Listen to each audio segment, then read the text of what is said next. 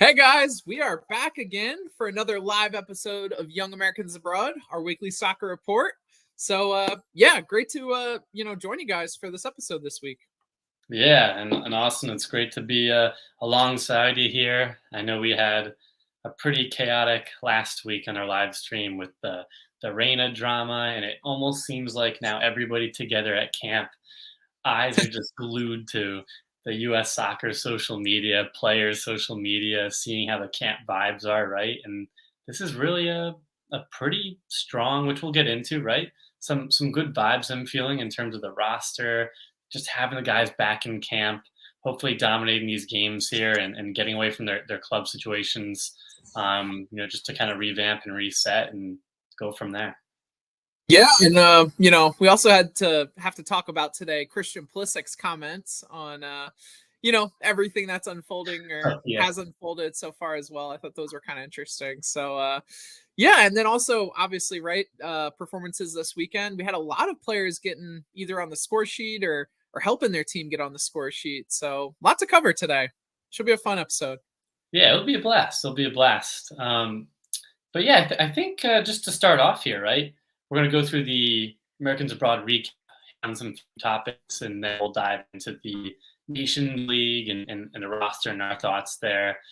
But yeah, we're starting with Captain America himself, Austin. Christian Pulisic over at Chelsea, getting I would say, kind of a surprise start, just in terms of how the season's been going, coming back from injury. Just a chaos at Chelsea. You really don't know what's going to happen. So maybe that works to his favor. So he did start, played 50, I think 62 minutes or so, and actually had a goal ruled offside in the second half. It was Nice actually shot. yeah, nice shot. Joao Felix was offside, but he had a nice backheel flick to Pulisic, brilliant run, and then just a really composed, had some power, had a little bit of that swerve around the keeper, perfectly into the corner, and they ruled it offsides, unfortunately. But all in all, a pretty solid performance, for a first start in a long time.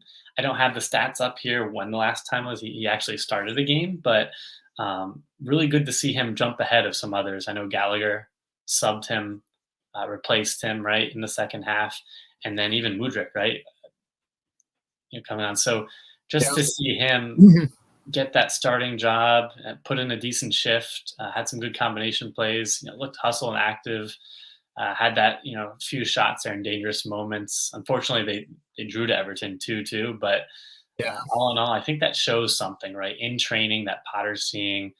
We're seeing a much more motivated Pulisic through the interviews, through his training and performance here that I don't know if he's playing for a big move in the summer, or if he's playing for a spot back in Chelsea, or just proving people wrong in general. He's doing it, Austin. And the last thing I'll mention, that standing ovation, right? That was awesome to see, that the fans, respected him and his display so much. So pass over to you. What were your thoughts on Christian and just where he's at right now? Yeah, I thought he played pretty well in this game. And I think the thing I've been really impressed with him so far, and coming back again, just with what we've seen on the field, but also off the field too. I really think he's brought a level of composure to this team. And like a level of experience that I feel like he hadn't have, seen when this team was going through, that rough patch when he was out with injury. I really think, his involvement back in this team, has really kind of helped them, rediscover some of their form. Obviously, dropping points against Everton wasn't a great result from them, but overall, I think, again, the team's in not a terrible place, right? They're still in, contention for Champions League, which obviously is really important for the club. So, while they're not doing so great in the league, I think there's still a lot to play for, left in this season. And, it's great to see Christian get back on the field, right? And start a match. You talked about the first time he started a match, or the last time he started a match. It was not since January 1st. So looking back all the way that far, it's crazy to kind of see again how long it's been. He got injured on January 5th, and it's been out pretty much ever since. So I think that's really really important. And I think the more playing time he gets, the more happy we'll be. Hopefully, again, like you said, he'll it'll help his situation over the summer. I don't know what it's going to be, right? Yeah, Every year it seems like, does he it, stay? Does he go? it's I so don't know. unclear. But Austin, perfect to that. Just to add on a point, it just seems like he's in a better space mentally. You can see him joking around with teammates, right, and just more positive, even with the interviews, right? That he really had to step back, um, reflect on where he's been, what kind of is the path for him down the line. And he really opened up in the interview. You're seeing him more outspoken on things. And again, even with Chelsea there in the locker room. So it just seems like he's in a better place and that hopefully is reflecting here and trending in the right direction on the pitch. Again, like you said, whether it is a move, looking at it that way, or maybe finding his place and fighting in Chelsea and staying. I don't prefer that, but who knows? I think it's good for the USMNT from that perspective. And then, Christian, as he continues into this uncharted waters in terms of his career. Yeah, I fully agree. And you talk about the USMNT. He also had that interview this week, right? With I can't remember the reporter's name, but yeah, some interesting comments, right, about what's going on with Greg Berhalter and the Reynas. It sounds like Christian's very much backing, Greg Berhalter to continue on as manager. So, we all kind of saw parts and pieces of that interview. What did you make of some of those comments, Pat? What'd you think? Yeah, so I think I tweeted this too. I have no problem with him.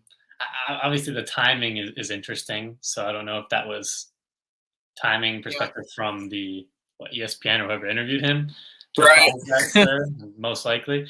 But yeah, I have no problem with what he said. I think he's speaking candidly, honestly. I think Yank Report mentioned there, welcome to, thanks for joining.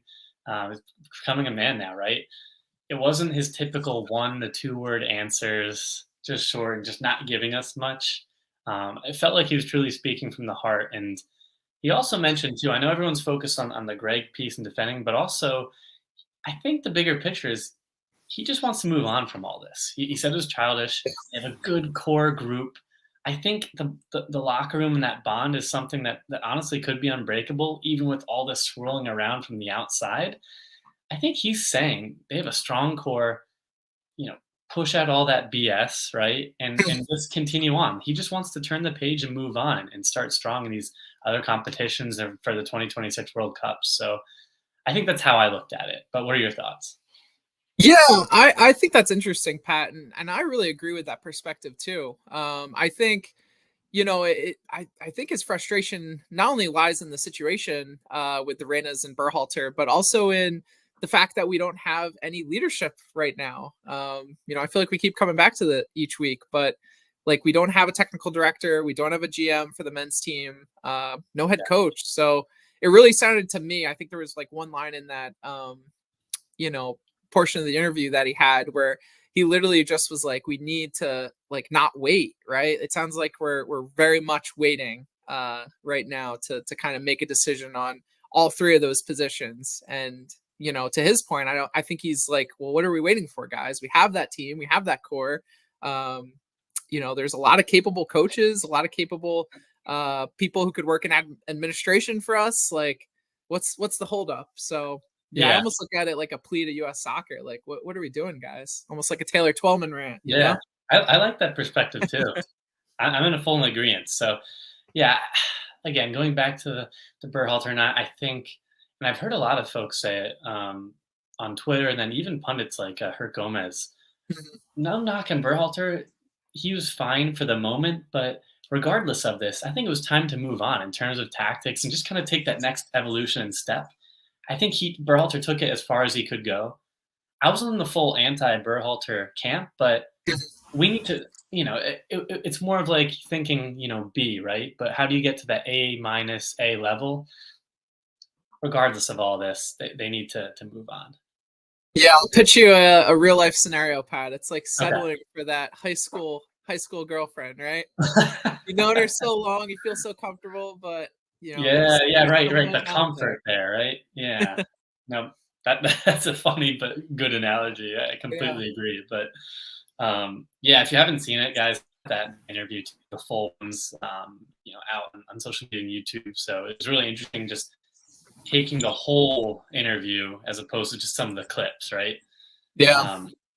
But with that, I think we should pivot into our next player here, Austin, and that is just a quick touch point on Timo Weah. So it won't be too long here, guys, but really scary. And Austin, you texted me, and Yeah. I saw on social media like Tim Weah being, what, Carted off the field. carted off the field exactly in stoppage time. So I don't even know what the heck was going on in the last minute or two. It seemed like Lille was in the driver's seat, and there was a scary collision. Now he's in concussion protocol, but it looks like he's okay. I think his friend, teammate Bamba, as well as Jonathan David and others they seemed pretty excited about the win on the bus. They were celebrating the locker room and again on the bus.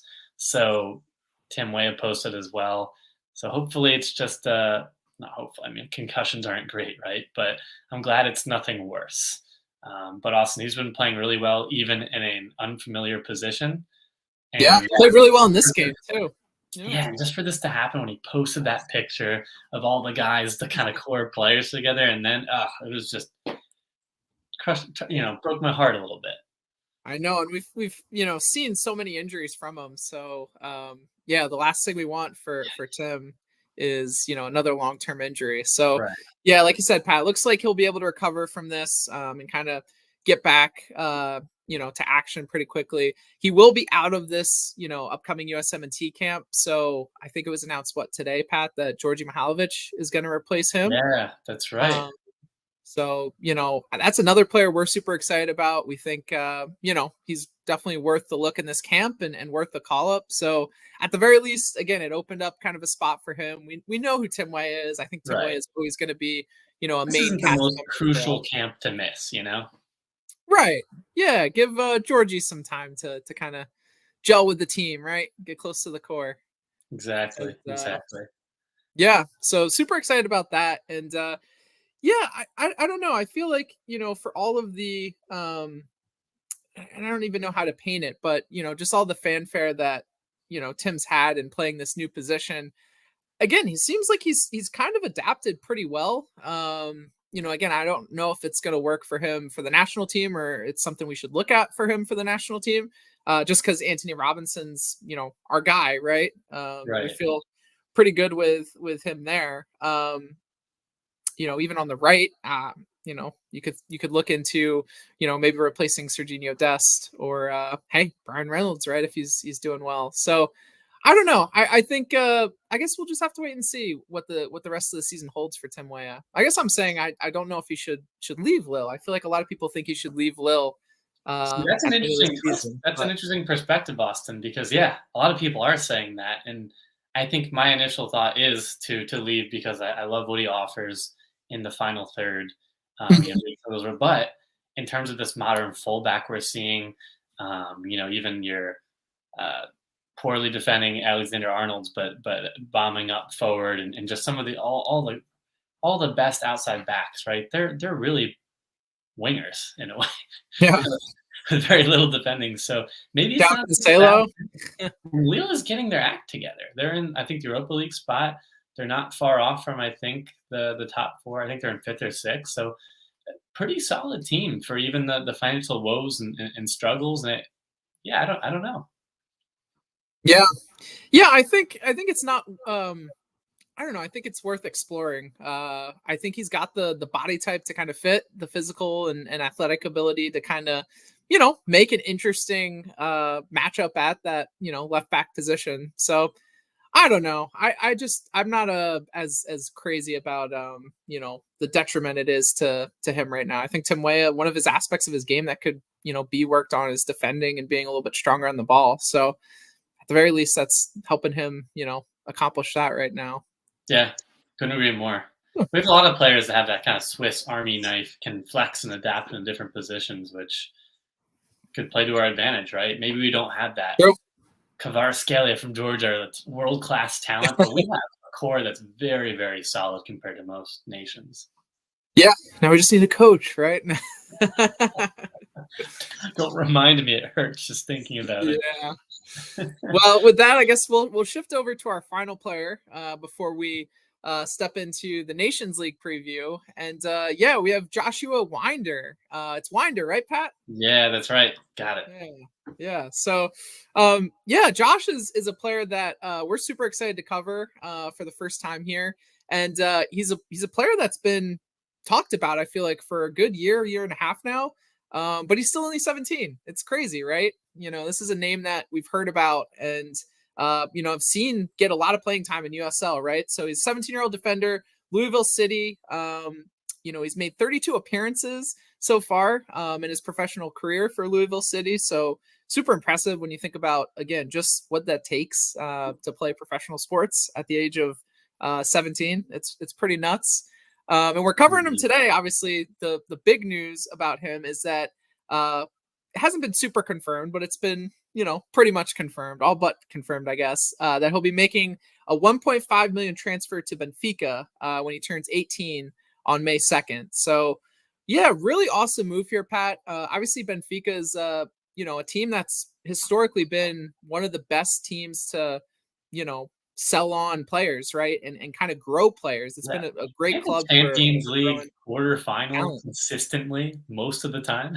It's pretty Yeah. good accomplishment. Not to mention what, top of the league right now in Portugal, Oh yeah, rolling. I think they've only lost one game this yeah. season in the league. So I'm put a list of all different positions of players that have been at Benfica, and it's unreal. yeah, it's a lot of players. They've made a lot of money, Pat. They're Yeah, doing well. So yeah, super excited about this move.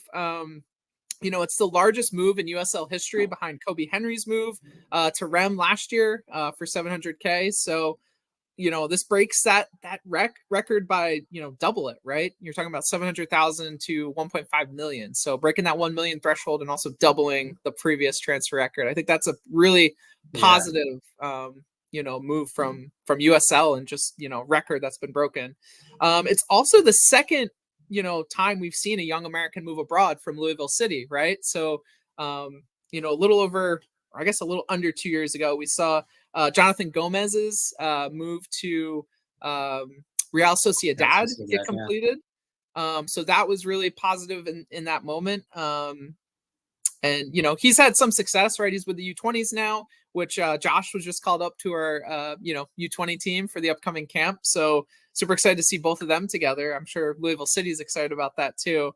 And yeah, just think again, if we can grow that pipeline from not only MLS to Europe, but also from USL to Europe, I think it's going to be super positive for our young yeah, players and just provide more eyes on the league, right? And more opportunity for you know, those teams to make money, those teams to right. make a name for themselves, you know, establish some of that clout, right? You always see you know, all the fanfare that comes from a player moving abroad. Oh yeah, Austin are they the Really FC cool. Dallas of USL, Louisville City?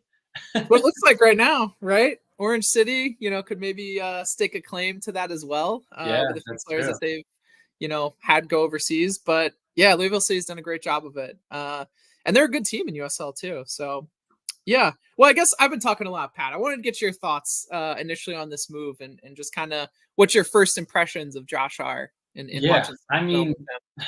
gosh, for the age that he is, the athletic ability, the awareness under pressure, the physicality, right? He's a big dude. He's a big defender and Yeah. bowling around 20, 30 year olds USL, which is significantly improved as a league. Yeah.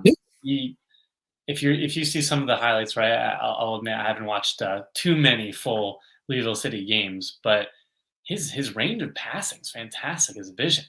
I mean, he is 9 times out of 10 launching these really impressive diagonal long balls out to the Yeah. wingers and forwards, um, which is very impressive again for his age. So obviously, there's some things that he has to clean up in terms of you know, taking some of those risks and losing it in transition or turnover. But the fact that he's already having that confidence to provide those line breaking passes, those long diagonal balls, as well as dribbling through out of pressure, which I was very impressed with. He has all the tools and tangibles to succeed at Benfica. I really think this could be one of our best defending prospects if he continues on this path. I've been very impressed with him. What are your thoughts, though, on his playing style? Yeah, and honestly, this is a prospect at a position we need someone to kind of step up in, right? Yeah, When you look at 2026, the GOAT what? Tim Ream can't hang on forever, Austin. I know. I wish he could, but yeah, unfortunately, we can't bet on that. But yeah, I mean, Josh is going to be what 2021 when that World Cup comes around. So again, a little young for a center back, but definitely capable, right? If he gets in the right environment, continues to grow, build out his frame. And yeah, just kind of like you said, Pat, I think, the range of passing was super impressive to me. His willingness to try those passes too. You don't really see that from a lot of young center backs. They're very, cautious with their passing, conservative. And like you said, he's here trying to take possession up the field, and also, spray those long diagonals. So yeah, that's really positive. I think the biggest thing he needs to work on, and again, it's, he's 17, he's a young Yeah. player, is some more of the fundamentals, right? And some of what I have here, some some of the fundamentals, some of his timing on challenges, right, are a little bit behind, the run of play, but that's all going to come with age, right? And kind of learning that position of center Oh, back. yeah. But the other thing I really thought was positive, and again, using that big frame of his, is his heading of the ball, right? You saw him connect in some of those highlight videos on a lot of different headers and in different situations. So yeah, that could be a really, useful skill of his, if he can continue to excel in that area. You see that from Weston McKennie, and just how much of an asset his ability to head the ball is. And I think, again, when you look at this team and where he's going, he's not going to start off with Benfica. I think that's pretty much assumed, or assured Right. right now. In the form they're at, they have a lot of different young defenders coming up that have played a lot of minutes for them. So not to say that it's not possible in the next year or two. John Brooks couldn't Um, get playing time there. yeah, that's a good point too. Yeah, so I just don't foresee it. I think he'll start off with Benfica B, potentially even the youth team below them, because he's still super young. He'll be 18 when he moves over. So yeah, I think that's something to look at. Right, we have some knowledge of that team, or kind of how that works with Keaton Parks a That's few right. years ago, and it's I a just good. see him, Austin, and sorry to interrupt you there, but with Keaton Parks and some of the other guys that have gotten to that B level, maybe on the bench of the first team, I just feel like Wynder is that talented and has those tools to. I wouldn't be surprised at maybe come that World Cup time, 2021, he could be starting for Benfica. I know that's kind of bold, but I wouldn't be surprised at 21 if he's getting at least significant minutes. Yeah, yeah, and that should be his goal, right? Like, that's what, 3 years away, World Cup 3.5 years away. So yeah, I think that's something that he should be working towards. Yeah. So super excited about him. Obviously, we'll keep you guys updated on how that move goes. Again, it's not 100% confirmed, but all reports Pretty much, suggest right? that it's set in stone, and he'll be moving on in May. So yeah, now Pat, I guess let's shift over to talking about the USMNT roster, right? That's the hot topic right now. Yeah. So do you want to kind of take us into that? Yeah, that's right. So again, it's for the Nations League games here, guys. We had a lot of the guys just come into Orlando, I think today and yesterday, Yep. where a lot of them flew in for camp. So we're seeing that camaraderie again, even with all of the geo drama and everything. Um, He had a signs nice smile on his face today. they smile. All we're seeing are the good things, right? All we're seeing are the positive things. But I feel like everything's going swimmingly there. They're focused on the games. We have Grenada this Friday. What is that? The 25th, I think. Yeah. So Yeah. the 25th, and then that Monday, El Salvador. So both night games there. Grenada, obviously, we definitely should win that game. But the must-win, has to be, include El Salvador to get to that book our Final Four place in the Nations League. So I think they also just announced that the final, I believe, or semifinals and finals are going to be in Vegas. So that's pretty cool. That'd be pretty exciting if we get that U.S. Mexico or even Canada, rivalry there. But yeah, so you could say, right, these aren't the strongest teams, but we still have a job to do. Can't take it lightly. Can't pull a Kuva or anything disastrous like that in terms of performance. It's a competition that we should be aiming to win every time. Yeah. And the conditions aren't going to be great too. I think, someone tweeted about the Granada field for a game that just happened like a week and a half Ooh, ago, yeah. and it was a mud pit. It was, very slow play. So yeah, I mean, anything's possible when we travel away, right? So yeah, it's not gonna be easy. CONCACAF never makes things easy. So Never makes things easy, Austin. But yeah, I guess we should kind of head into the positions, right? And just talk about maybe themes of the camp and players that you're excited to see or that you were surprised were missing out. But just starting at the back of the goalkeepers, we have Ethan Horvath, Zach Steffen, and Matt Turner. So I want to pass it to you first, see if there's anything surprising there, kind of normal, ordinary, any exclusions. What are your thoughts?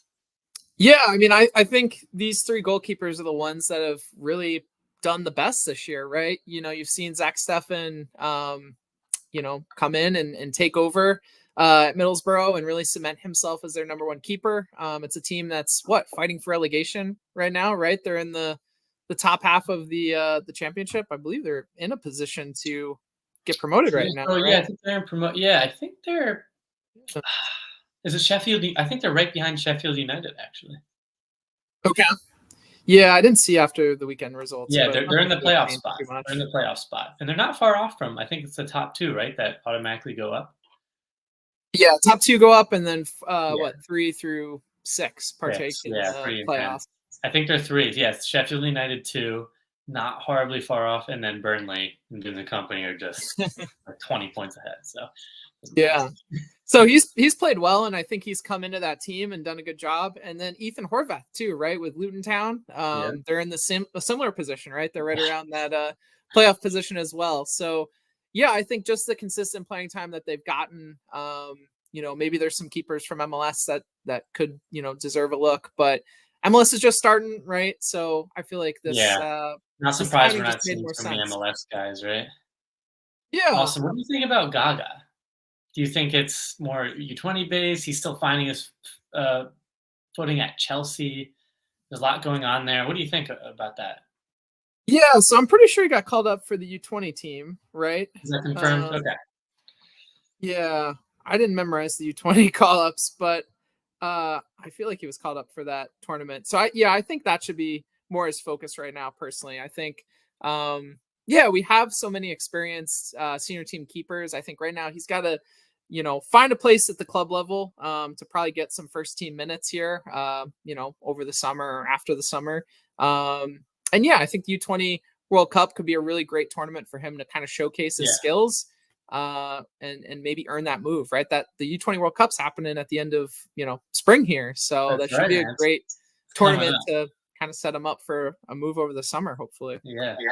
And I completely agree. You're totally right because when you think about it, it's just going to be Matt Turner, right? I mean, it's great to see Stefan back here after He might get a a game. tumultuous time, but and he could play, but I mean, really for keepers, you know who your number one is. I don't know. It would seem like a waste in a way, like you said, with the U20s and everything else going on, to just have Gaga in that Horvath spot or even ladders. So I don't know. I think he's part of the long term future, but For sure. Yeah, I feel good with these keepers we called up. So looking at the defenders, to run through it real quick, we had Serginho Dest called up, Mark McKenzie, Tim Ream, our old man, our sage, wise man of wisdom. We also have Bryan Reynolds, Anthony Robinson, Miles Robinson, first call up back from injury, so super excited to see him back with the team. Joe Scally, and then Austin Trusty. So that's a surprise. This could be Austin's debut with the national team. So super excited about a lot of these different guys. I think the one I'll call out is Bryan Reynolds personally. I think right now, again, with Serginho Dest's club situation, really uncertain at the moment, him not getting many minutes. I think that right back position's up for grabs. And Joe Scally was called up as well. So, we'll see kind of what game time the three of them get in this camp. But I really love what I've seen from Bryan Reynolds. I've always felt like he just had this extra, ability, whether it was, some of that technical ability he has from playing midfielder for so many years. Yeah. I just think there's something about his game that kind of adds a different level. His crossing's so great too. So I just really want to see him play a little bit more on the right side in this camp, and was really excited to see him called up.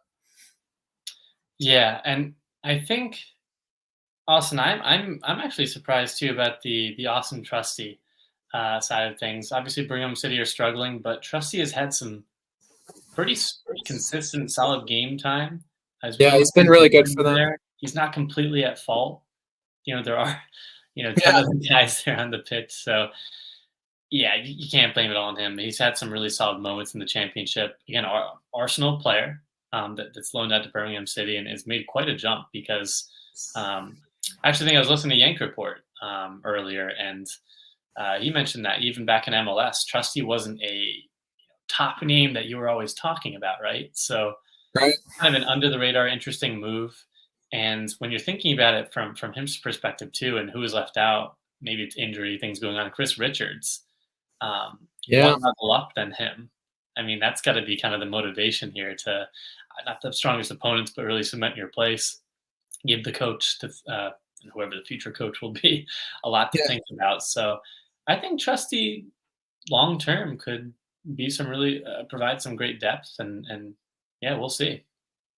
Yeah, and it's so disappointing because I feel like Chris Richards is always injured, man. When the USMNT gets together, right? It always seems like that's kind of been the case. And Cameron Carter-Vickers too, who's been playing really well. I personally think he could be, our number 2 center back right now behind Tim Ream based on form. So he was out with injury, or that's kind of why they said he wasn't called up for this camp. So interesting to see that. And Mark McKenzie, another player who hasn't that's right, had maybe the involvement he's wanted with this team so far, but I'm excited to see him back too. He's been playing pretty well with Genk, and I'm just excited to kind of see a little bit more of our center backs, because we're still searching for answers at that position, right? We're not too solid there. We need some more new blood, fresh blood, into the roster there for us. Yeah, I couldn't agree more. And it's just the last point I had, like you said, right?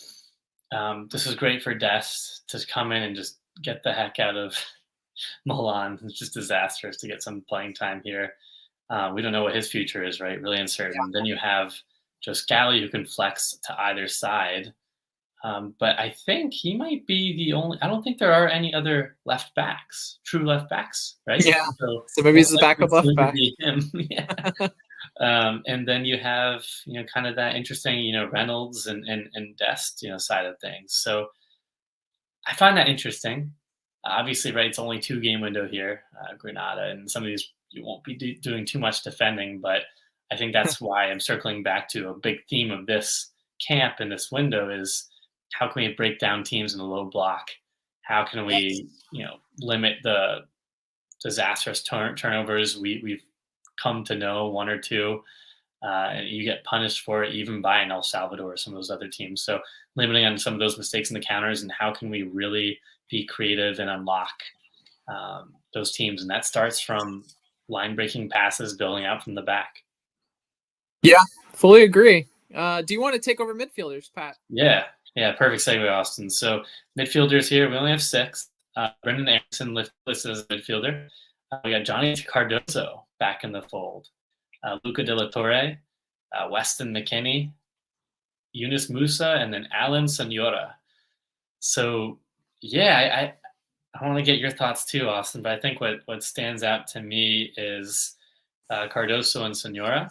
I'm kind of surprised more on Senora. I think Cardoso, I think Tactical Manager, a lot of those guys, right, have been following him a little bit more. I've been able to see some of his highlights and just read up on how he's doing within International and Brazilian League. And it looks like he might be on the way potentially to Real Betis or La Liga, some rumors there. He's playing pretty well, maybe not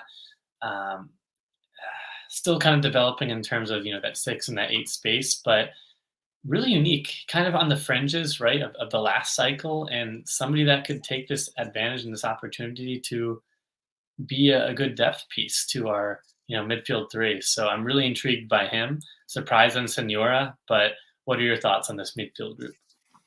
Yeah, I really think it's offensive heavy, right? You talk about breaking teams down and constantly, trying to create something from a low block. So I think, a lot of these players are, called up with that in mind, right? We're gonna have possession. We're gonna have a lot of possession.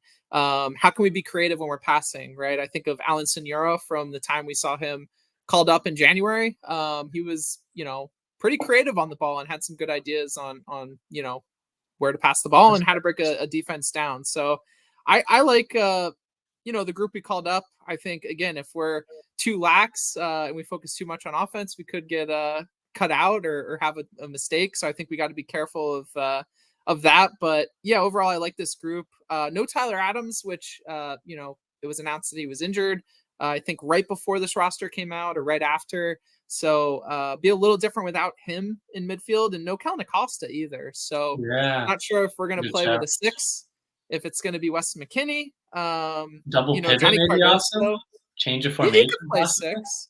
Yeah, he could play 6. I mean, he's not, from what we saw in his involvement with the U23s a little while ago, he's not the most, rough and tough number 6. Yeah. But again, the teams we're playing, you don't necessarily need to be that. But you will need to be crisp on the ball because, these teams are going to press us and try and win the ball back any way they can. So, I'm good with all these. I don't really have too much to add, to be honest. Yeah, I think I'm just excited too for the way Luca De La Torre has shown very well at Celta Vigo. Who's playing? They're playing fantastic. Yeah. I think they're in the top half of the table now, or at least right in the middle. And he has just surprised, I think, a lot of people in terms of, again, the physicality of La Liga, coming from there to VC. He has the technical abilities that's improved, working on the defensive end of things. So how can he use some of his skills of breaking down the low blocks, finding those passes, and locking those key lanes here? I'm really intrigued to see him play a huge role in these Nations League games. Yeah, it'll be fun to watch him. Has a chance to start, right? Musa's not been in the best form. We'll have to see kind of how Anthony Hudson sets up our team. But I want to move over to forward. So to go through it real quick, we have Taylor Booth, which I know we talked about last episode for a little bit. Super excited to see him in this camp. Daryl Dike, my man, I'm super excited to have back. Yeah. I think he's one striker that we've sorely missed. And I really think, again, the more opportunities he's given, and, he's shown it at the club level, right? The more he's shined, the more he's stepped up and performed. So super excited to see him back in the, team for this camp. Ricardo Pepi, another player, super excited about. Really think he's our most all-around complete striker. Christian Pulisic, back from injury, playing finally again for Chelsea. Gio Reyna, a lot of interest there. So would love for, you guys to comment, what you think of that call up. Tim Weah, who was replaced with Georgi Mihalovic, and then Alex Zendejas. So, as announced, I think right before this camp, or this roster was released, that he's made that one-time switch and is committed to us going forward as his national team. So yeah, super excited about a lot of these different players. So I'm going to pitch it to you again, Pat. Which player or which players stand out from this list? Well, I'm just excited we got the win there, dual nat with Zendejas. I know it was a really small sample size, but from Club America, what we've seen, and even with the USMNT, his brief stints, he just has this different flair, this technical ability to him that he can come in, play centrally. He's listed here as a forward, playing the wing. I think he's a little bit better, more centrally, but he is just unique to our pool. In this core, right, overall, these forwards, right, obviously we only have the 2 strikers, but the wingers, even Booth added in. I'm really interested to see that. Aside from our boy Tim Weah, and notable admission as well, Josh Sargent, not here. But mostly injured, coming back from injury. That's so true. That's a good point. Thank you, Austin. Press release said. Yeah, that's a good point. And I think Malik Tillman, right forward or midfield, whatever you also supposedly injured. Even though he scored this weekend. That's right. A lot of injuries, right? But you see the core. I think the forwards are the strongest points we have in this team. You look at the guys from the World Cup roster to now. I mean, Zendejas is a significant level up in terms of, I think, Morris and Ariola, in my opinion. So, yeah, I like the depth pieces we have, and the core group, as Pulisic puts it, is right up here. So, what about you? Any other takeaways from the forwards? Yeah, I mean, I really agree with you, Pat. I think yeah, Zendejas will be one to watch because again, you talk about this roster being very European heavy, Yeah, and very non MLS heavy, just in general. You know, you have Johnny from Brazil. He's going to be again one of those players that this will be a different experience for him. I don't think it's going to be anything, you know, like he's had before. You know, maybe you think back to some of those U20 camps and things like that, but that's such a different experience than this. So I'm really curious to see how he fits into the team. You know, who gets to start, right? When you look at these wide players, you got him, Pulisic, you got Gio, Mihalovic now in Booth. So who are you going to pick yeah. to kind of And start with Pulisic, right, Pulisic? Austin? Another guy just back from injury. I'm sure Chelsea's saying, "Hey, USMNT, you better not start him." Yeah, I know. They're probably going to be keeping an eye on that. And then obviously, right, Gio, like where does Gio fit in all this? Is he thrown right into the starting lineup game one? Is he you know, again, opposite Pulisic and they have to work together and you know, win us some games here in this camp? Is he Yeah. a super sub? Is I don't know. Is there another role that we don't even know about that he's going to play at this camp? I That's don't the know. It's best such a way to resolve things, Austin, on the pitch. Combining together, scoring some goals, getting some assists. Rest is in the past. All right. Well, we'll see. We'll see. I'll wait and see if that happens. But yeah, hoping obviously for the best. Don't want this to carry on any Yeah, longer. right. But Austin, I think the yeah, sorry to interrupt you there. Daryl DK. I want to get your take because, man, that's where I was going. perfect. Take it away.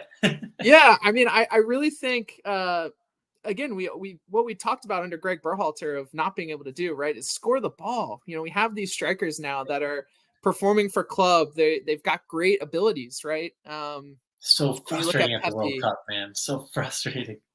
I know. You know, you look at all of our strikers, and yeah, we really have some great options now. But the service, just like you know, needs to be better. We had so many crosses in, but we didn't have anyone, you know, really in the box to finish. So that's where I think again, Daryl DK could be a valuable asset. A man that you know is solely looking to score the ball anytime he touches it, and is always in and around the box, always trying to outmuscle people. So I'm thinking, right, you know, Bryan Reynolds, super great at crossing the ball. Um, Yeah. you know, get him And like bombarding down the DK right wing, connection. putting some crosses in the box. You know, Daryl, you know, CONCACAF opponents. It's kind of Yeah. what I'm looking for. Yeah. If I'm Granada or El Salvador, I'm No running the part of other that. way if DK comes up against you. Yeah, this is just a game for them to dominate, right? Be on the front foot for both of these games and just, yeah, get crosses in the box, get chances. DK bully some people off. I wouldn't be surprised if DK, depending on the game time he gets 2 or 3 goals here between the 2 games. Yeah, and I would love to see him start, to be honest. But again, Yeah. I'm Yeah. a big Daryl DK fan.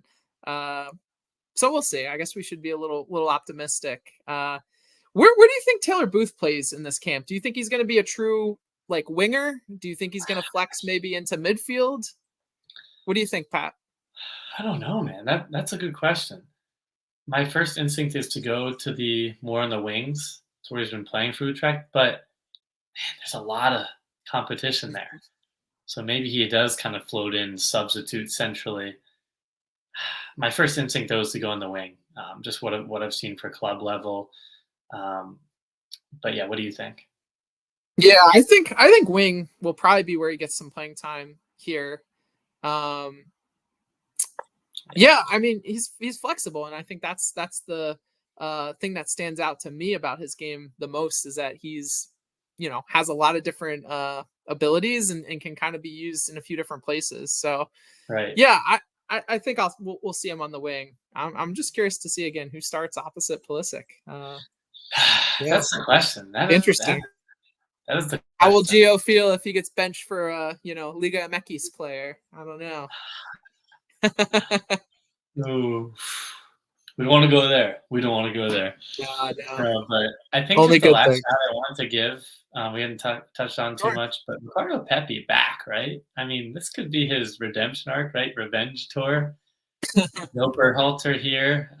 He's getting a fresh look with these Nation Leagues games, and Groningen, he's been playing really well for a horrible team, and he's got a point to prove. Yeah, I that's a think good point. we're kind of we're more under the radar of where he could go in the summer and beyond for next season. How this could help boost confidence even further and influence his position with the USMNT could be a whole nother level for him the next year or so. Yeah, I fully agree. I think, big things are on the horizon with him. So, yeah. Do we want to transition over to quick kicks now? You want to tell us who you picked out for quick kicks, Pat? Yeah, that's right. Yeah, quick kick. So only two players here, that I wanted to give a shout to, and then one of them, Paxten Aaronson, another Aaronson brother, Austin, making his debut for Eintracht Frankfurt there over the weekend, 82nd minute against PFOX Union Berlin. So yeah, I was surprised. I'm happy for him because I know the coaches and they were saying in terms of the physicality, right, getting up to speed. We saw him pushed off with the senior team a little bit. So it looks like he's grinding, working hard in training, and that's a really good sign for more things to come, I think, in the following club season.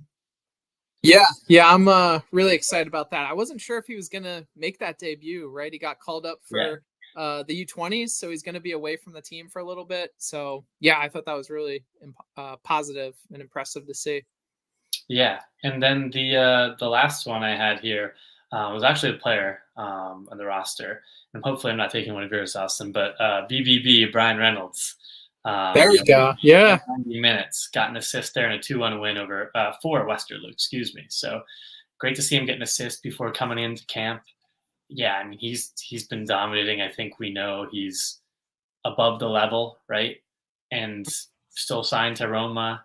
I don't know if it's somewhere in between. I don't know if he can go back with that Mourinho disaster situation he was in previously, but yeah, all fantastic things at Westerlo. I just think we're definitely not going to see him back on loan there. We'll see what his future holds. Yeah, that's a good shout. I have two quick kicks as well. The first one is my man Dike. So is back on the score sheet this weekend. Scored the only goal in West Brom's 1-1 draw. So good to again see him producing for West Brom. Finally healthy, fully healthy again. So yeah, big things expected for him. Here the next week, hoping he gets a few goals. And my other quick kick was Malik Tillman. So again, back from injury, was ruled out of this camp because of injury, but scored a goal for Rangers in their 4-2 win this weekend. So, even though he's not with us, he's still, is fully committed to us. We'll see him in the red, white, and blue soon enough. Hey, if you watch him for Rangers again, he'll be in the red, white, and blue very soon. Yeah, that's right. The Scottish Yankees, Austin, killing it over there. Right. So yeah, super excited about his future and him, scoring a goal again this weekend. So yeah, couldn't agree more. I think that's a great, sign for some of those guys coming back from injury, right?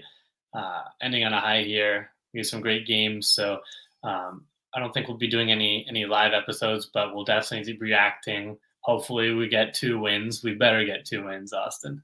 Yeah, I know. And the game times are a little odd too on the East Coast. So Yeah. I think the Friday game is 5 p.m. And the Monday game's 4 p.m. So yeah, definitely not the best time to live stream those games. So yeah, I think we'll probably look to film another live episode next Monday night, kind of recapping both those games, hoping they go well. And hoping we get to see a lot of these different players and a few players make their debuts. It wasn't a bad roster, right? It was a pretty good roster. This is a strong roster, so we better not be coming to that live stream next week, guys, with pitchforks, anger, getting draws and losses. This is a very strong European-based roster. We should be blowing these teams out of the water. Yeah, all the MLS snobs. They can't say anything. No. It's fair. So cool. Well, thanks again, guys, for joining us tonight. Really appreciate it. And feel free to leave a comment after this video concludes. If you have any things you want to see us cover in the future. We're looking to do these live shows to free up some more time in our calendar to do some one-off videos. So if there's any topics you want to hear us talk about a little bit more, feel free to shoot that there. And yeah, excited for these games coming up this weekend. We're going to be watching them away with you guys, and yeah, hoping for some big things, some goals, right? Some Oh yeah, good Dike team hat play. tricks, Reynolds assists, some debuts. Yeah, and Ken mentioned there multiple goal roster. Yeah, we're hoping for all the best. Right. And guys, Instagram, Twitter, social media. Don't forget to follow us there. We'll be keeping up with it after we beat Granada 7-8-0, and then El Salvador. Hopefully, I'm not cursing us, Austin. Yeah. Gotta be careful there, Pat. Gotta be careful. So, yeah, thanks again, guys. We're gonna hop off and enjoy your nights. Thanks, guys.